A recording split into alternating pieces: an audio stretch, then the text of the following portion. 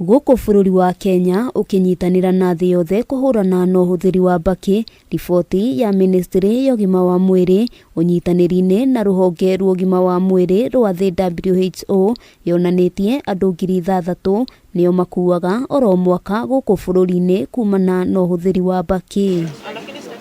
Andu aria mekuruhanagia na uhuthiri wa mbaki makoragwo gwati-ini wa kunyitwo ni murimu wa kansa ya mahuri, thina wa ngoro, undu umwe na murimu wa TB gukihithuka ati gicunji kia 50% kia arwaru a kansa ya mahuri thina wao ukoragwo umanite na uhuthiri wa mbaki. Kuna magonjwa mengi tu katika sehemu hiyo, kwa sababu hata wale wanaofanya kazi katika mashamba ya tumbaku, kama ni akina mama wakifanya kazi humo na ni wajawazito, wana afya, watoto wanakuwa wagonjwa. Unaona mtoto anatapika ni kana kwamba na malaria, kumbe hana. We are seeing a ground where we are likely to see increased consumption. We are going to see a lot of initiation because all the financial tools which are supposed to be applied to control tobacco are actually absent. That's very alarming for the country. Kuringana na ministry, bururi wa Kenya unyitirire namba 7 gitaru-ini kia Afrika guoka ni urimi wa mbaki, na kuria irimagwo kwa uingi ni kaunti-ini ya Migori,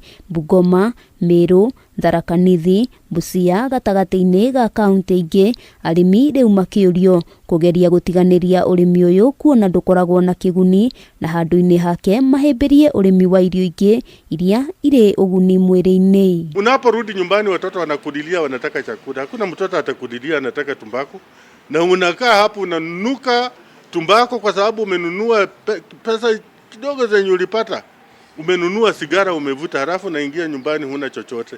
Mtoto analia. Investing in food production can promote sustainable farming practices, preserve our ecosystem, and ensure food security and good nutrition. Ihinda-ini riu ministry yendekithitie kuhandwo kwa mboco muthemba wa nyota ithenya-ini ria mbaki, na arimi matanyihiire 2,000 kuma kaunti-ini ya Migori ni mambiriirie kuhimbiria urimi uyu, thirikari ikiurio kuongerera magoti ma mbaki niguo kunyihia uhuthiri wayo. We must therefore transition our focus from tobacco to alternative sustainable industries that can offer employment and economic opportunities while safeguarding the health of our people. Arimi icigo-ini iria ikuragio mbaki moritio kuhimbiria urimi wa irio mithemba itiganite ithenya-ini ria kurima mumera wa mbaki uria utari na umithio o wothe. Ngiribotera Kameme TV kuma kaunti-ini ya Nairobi, ritwa riakwa ni Wambui wa Njuguna.